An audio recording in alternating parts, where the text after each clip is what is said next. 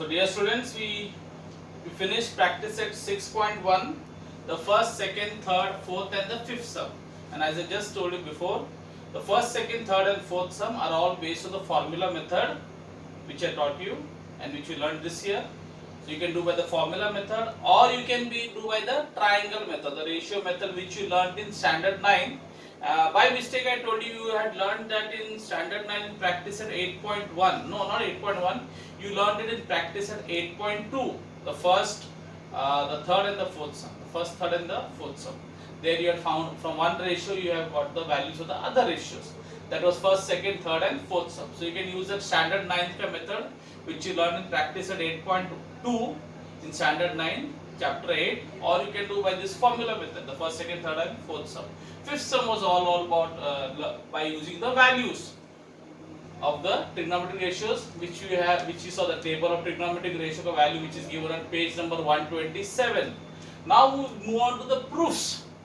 Now these proofs I accept they are difficult sums, but not that difficult. But I promise you they may be little difficult, but they are very interesting and very exciting sums.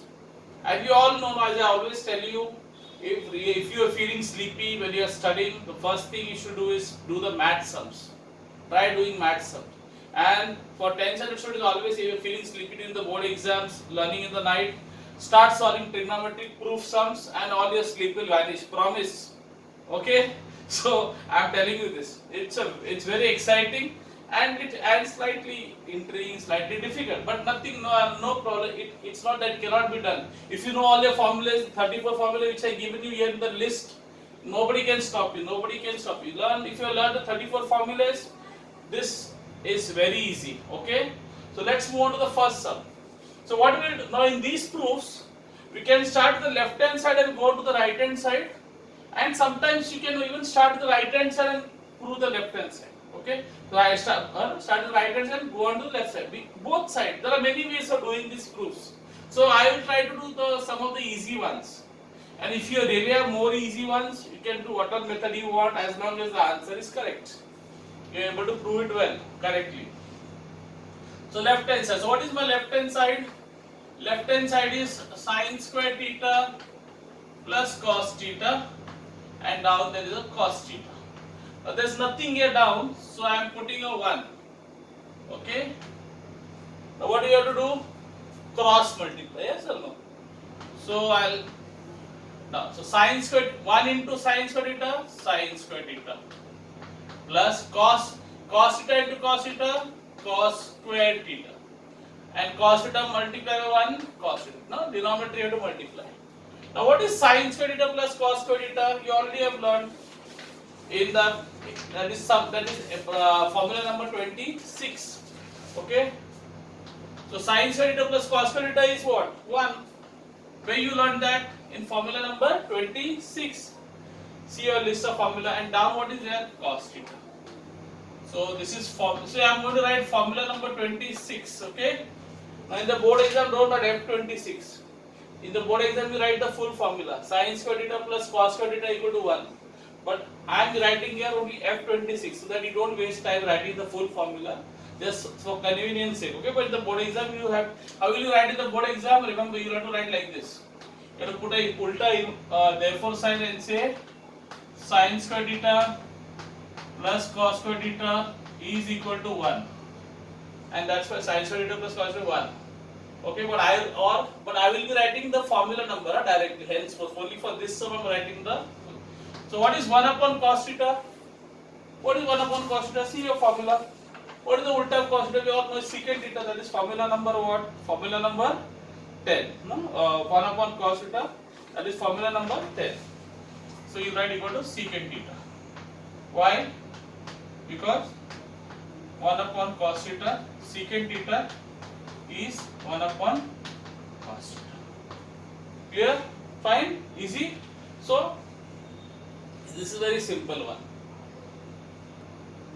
So once you got your secant theta, that is your right hand side, you write equal to RHS, and then you write therefore LHS equal to RHS, and then you write the full thing again. Okay, that is sin square theta upon cos theta plus cos theta equal to secant theta.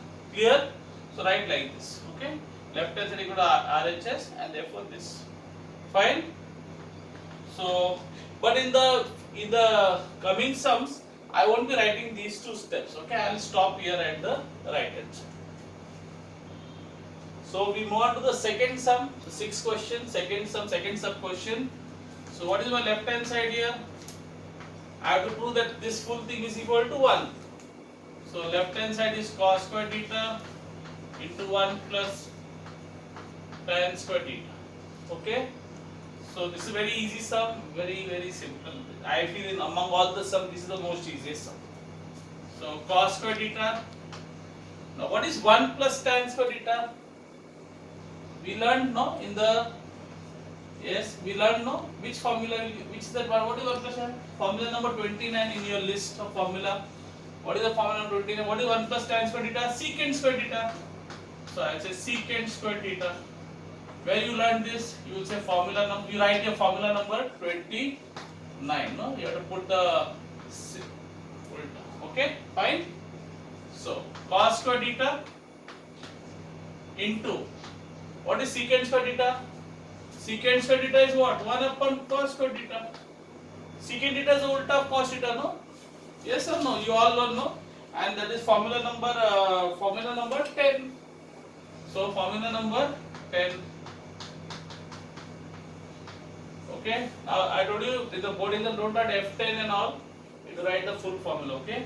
So this constant will get cancelled. So my answer will be 1. I hope this is clear. Okay, this was the easy one.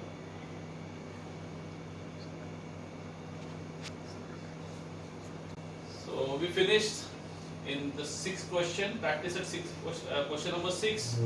We did sub question 1 and 2. Now instead of third, I will first go to the ninth sum because the ninth sum also is slightly easy. So we will do the ninth sum and after that we will go on to the third sum.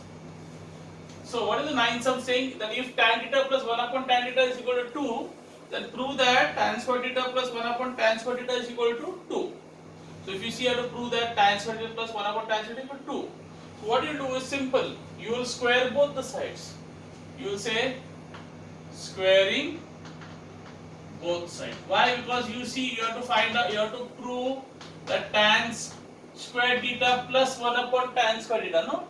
So you have to square it. So that gives you the idea. See the prove that it's going to prove that tan square theta plus, I am doing sum number 9, huh? Question number 6, sum number sub question 9. I have to do tan, no, prove that, show that tan square theta plus 1 upon tan square theta. That means you have to square it. You have to square it. So I have to square. Now when you are squaring it, don't square it individually. Don't say tan square theta plus 1 upon tan square theta. No. You have to do the whole thing. So tan theta plus 1 upon tan theta, the whole square is equal to 2 square. Okay, clear? I hope it's clear. The full thing, this is a plus b is equal to 2. A plus b equal to 2. So that's why a plus b the whole square equal to 2 square. Clear? Don't individually square it. Okay, that is one we can some students they do it wrongly. So what is the formula for a plus b the whole square? A square. A square, that means tan theta the whole square, a square, plus 2 into a into b, that is 2 into tan theta into 1 upon tan theta, plus b square. What is my b? My b is 1 upon tan theta. So 1 upon tan theta, the whole square equal to 2 square. What will happen now? Tan theta and tan theta will cancel. So I will get tan theta the whole square becomes what? Tan square theta. Plus, what I will get? 2. Okay, plus 1 ka square 1 upon tan theta ka square tan square theta. The whole thing equal 2 ka square is 4. Now what will you do? Take this 2 on the other side. No? So when plus 2, this plus 2 goes on the other side, plus 2 goes here, becomes minus 2. No? So I will get tan square theta plus 1 upon tan square theta equal to, here you have 4, and when plus 2 goes here becomes plus 2 will become minus 2, and that's equal to 2. So hence it is proved. So you got the answer. So you got so you finally got one tan square theta plus 1 for tan square theta equal to 2. I hope it is clear. This also is an easy sum.